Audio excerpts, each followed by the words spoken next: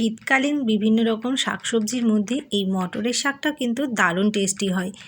আলু বেগুন বড়ি দিয়ে যদি এইভাবে মটরের শাকটা ভাজা ভাজা করা যায় তাহলে কিন্তু খেতে ভীষণই ভালো লাগে। আমি কিভাবে রান্না করি মটরের শাক ভাজা আজকে বন্ধুরা আপনাদের সাথে শেয়ার করব। চলুন দেখে নেওয়া যাক। এখানে আমি ফ্রেশ 1 আঁটি মটরের শাক নিয়ে নিয়েছি আর এই শাকটাকে খুব ভালো করে বেছে নেব। এখানে দেখুন শাকটা বেছে কিন্তু আমি কেটে ধুয়ে নিয়েছি আর এটাকে খুব ভালো করে পরিষ্কার করে ধুয়ে আমি একটা ঝাঁঝরি থালার মধ্যে রেখে দিয়েছি জলটা ঝরানোর জন্য।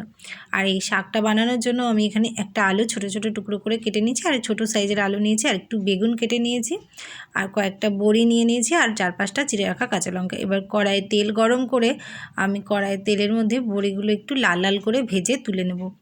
বড়িগুলো দিয়ে দিলাম। এবার আমি খুন্তি দিয়ে নেড়ে চেড়ে বড়িগুলো কিন্তু খানিকক্ষণ ভেজে তুলে রেখে দেবো। এই ডালের বড়িগুলো ভাজার সময় কিন্তু গ্যাসের জোর একেবারে মিডিয়াম টু লো ফ্লেমে দিয়ে ভাজতে হবে, নাহলে ডালের বড়িগুলো বাইরে থেকে তাড়াতাড়ি লাল হয়ে যাবে আর ভেতরটা কিন্তু ভালোভাবে ভাজা হবে না। ডালের বড়িগুলো আমি ভেজে তুলে নিয়েছি। এবার কড়াইয়ে বাকি তেলের মধ্যে দিয়ে দিলাম 2টো শুকনো লঙ্কা আর দিয়ে দিলাম 1 চামচ মতো কালো জিরে। ফোড়নটা এবার আমি একটু ভালো করে ভেজে নেব। ফোড়নটা ভাজা হয়ে গেলে আমি তেলের মধ্যে দিয়ে দেব কেটে ধুয়ে রাখা আলু বেগুন। সব আলু বেগুনগুলো আমার দেওয়া হয়ে গেল। এবার আমি আলু বেগুনগুলোকে খুব ভালো করে কিন্তু উল্টে পাল্টে খানিকক্ষণ ভেজে নেব। দিয়ে দিলাম 1 চামচ লবণ আর দিয়ে দেব 1 চামচ মতো হলুদ। এবার চিড়ে রাখা কাঁচা লঙ্কাগুলো দিয়ে দিলাম। হলুদ লবণ আর কাঁচা লঙ্কা দিয়ে আমি ভালো করে খানিকক্ষণ এটাকে ভেজে নেব।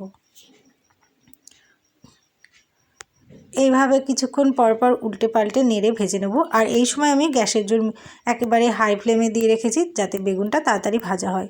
বেশ খানিকক্ষণ ভাজা হয়ে যাওয়ার পরে এবার আমি শাকটা দিয়ে দিলাম কড়াইয়ের মধ্যে। সমস্ত শাক কড়াইয়ের মধ্যে দেওয়া হয়ে গেল। এবার আমি সাবধানে উল্টে পাল্টে খুন্তি দিয়ে নেড়ে দেবো আর আলু বেগুনের সাথে খুব ভালোভাবে মিশিয়ে দেব। এইভাবে খানিকক্ষণ নেড়ে নেওয়ার পরে আমি এটাকে ঢাকনা দিয়ে কিছুক্ষণের জন্য ঢেকে রাখবো। আর এই সময় কিন্তু আমি লবণ হলুদটা আর দিচ্ছি না। আলু বেগুন ভাজার সময় আমি একটু বেশি করেই লবণটা দিয়েছি, তাই এখন আর দেবো না।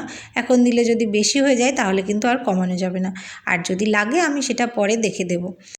গ্যাসের জোর মিডিয়াম টু লো ফ্লেমে দিয়ে আমি শাকটাকে কিন্তু 5-7 মিনিট ঢেকে রেখেছিলাম। আর ঢাকনাটা তুলে নিয়ে দেখুন আমি এইভাবে কিন্তু ঘন ঘন নেড়ে চেড়ে দিচ্ছি আর খুন্তি দিয়ে ভালোভাবে নেড়ে দিচ্ছি যাতে আলু বেগুনটা শাকের সাথে খুব ভালোভাবে মিশিয়ে যায়। কিছুক্ষণ নেড়ে নেওয়ার পর আমি শাকের একটু লবণটা টেস্ট করে নেব যে ঠিকঠাক আছে কি না। আরও কিছুক্ষণ ভেজে নেওয়ার পরে আমি এবার শাকের ঝাল লবণটা টেস্ট করে নিচ্ছি যে ঠিকঠাক আছে কি না। শাকের ঝালটা ঠিকঠাকই ছিল কিন্তু লবণটা একটু কম ছিল, তাই আমি এখানে পরিমাণ মতো আর একটু লবণ দিয়ে দিলাম। এবার লবণটা দেওয়ার পরে কিন্তু আবারও খুব ভালোভাবে নেড়েচেড়ে মিশিয়ে দিতে হবে, নাহলে লবণটা এক জায়গায় থেকে যাবে আর শাকটা কিন্তু খেতে ভালো লাগবে না। দেখুন আরও কিছুক্ষণ আমি শাকটাকে নেড়ে ভেজে নিয়েছি। এবার আমি যে বড়িগুলো ভেজে রেখেছিলাম না, ওই বড়িগুলো আমি গুঁড়ো করে নিয়েছি আলাদা। এবার ওই বড়ির গুঁড়োটা আমি দিয়ে দিচ্ছি শাকের উপর দিয়ে।